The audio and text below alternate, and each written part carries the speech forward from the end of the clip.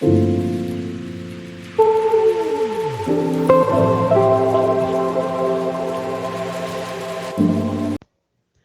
buenas tardes para todos, mi nombre es Gabriela Colmenares y hoy, como todos los miércoles, presentamos nuestro psicochat.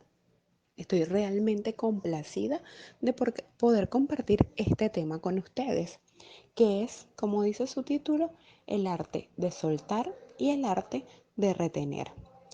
Es importante entender que creemos que si soltamos una situación, persona, o incluso esos mismos patrones de conductas que tenemos arraigados, entramos dentro de ese espacio que podríamos llamar la pérdida o el despojo. Y allí es donde empezamos a cuestionarnos. Soltar puede llegar a doler, sí, ciertamente. ¿Por qué? Porque muchas veces nos apegamos a eso, a esa situación, persona o incluso ese patrón de comportamiento y nos cuesta dejar ir o soltar pensamientos, emociones, personas, situaciones, experiencias y se nos vuelve difícil. Entonces, esto implica tener valentía y estar consciente de que si dejamos ir, se va una versión distinta o vieja de nosotros mismos. El arte de soltar puede presentarse muchas veces en nuestras relaciones de pareja, amistades, familiares o incluso de trabajo. Pero ¿por qué nos cuesta? Nos cuesta porque muchas veces pensamos y nos apegamos tanto a eso que pensamos que no vamos a estar bien. E incluso muchísimas personas pudiesen llegar a sentir que no pueden sobrevivir porque estamos tan habituados a eso. Y aunque suene una clásica frase cliché, lo más importante de soltar es prepararte para recibir algo nuevo y bueno. Y sí, cuando sueltas, dejas un espacio abierto para que algo distinto llegue. Ahora te presento 5 recomendaciones fundamentales para establecer en el arte de soltar. Y la primera es renunciar a ese personaje de víctima que muchas veces nos creamos. Dentro de nuestras consultas psicológicas y talleres grupales, constantemente le hablamos a nuestros participantes de eso.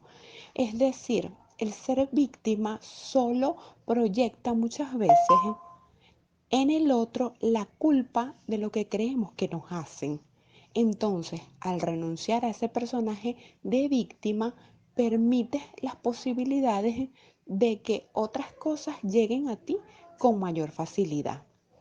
El segundo punto es aprender a agradecer. Muchas veces agradecemos fácilmente las experiencias agradables, ¿no? Pero en este punto lo más vital es entender que también podemos agradecer aquellas situaciones que no han sido cómodas o que catalogamos como fracaso, ya que nos permite ser compasivos con nosotros mismos y por supuesto ofrecer una gratitud a esa experiencia que llevamos. La tercera recomendación es la aceptación. Cuando aceptas lo que es, te va a resultar mucho más fácil dejar ir y por lo tanto soltar se vuelve un acto genuino. Es decir, hay una aceptación de lo que quiere y es decir, no tengo ningún capricho o aferro o me aferro a eso. ¿Por qué? Porque ya pasé esa fase que muchas veces hemos hablado de la negación. El cuarto paso es no resistir. Y aquí llega una frase que muchas veces hemos escuchado. Lo que resistes persiste. Entonces, para aprender a soltar y para aprender al arte de soltar, no resistir es importante, porque resistir muchas veces es sinónimo de lucha, es imprimir una fuerza a que no haya el cambio, es decir, no te permites hacer cosas distintas. Y citamos en este punto lo que decía muchísimas veces Albert Einstein, hacer lo mismo esperando resultados diferentes es realmente una locura. Entonces no te resistas a los cambios y a las nuevas percepciones de lo que está en tu vida. Y el punto número 5 en el arte de soltar es poder vivir un adecuado duelo. Toda pérdida, entre paréntesis o entre comillas, porque al final hablamos es de soltar, pero toda pérdida incluye un duelo. Y ese dolor es muy auténtico y es válido. Incluso es normal que sintamos ese dolor a esas situaciones que tenemos que soltar o a esas personas que ya no contribuyen de manera beneficiosa en nuestra vida. Puede doler soltar, pero duele más permanecer sosteniendo algo que ya no tiene función alguna en nuestra realidad. Y por este punto entonces terminamos lo que es el arte de soltar. Pero eso aplica a muchas situaciones de la vida.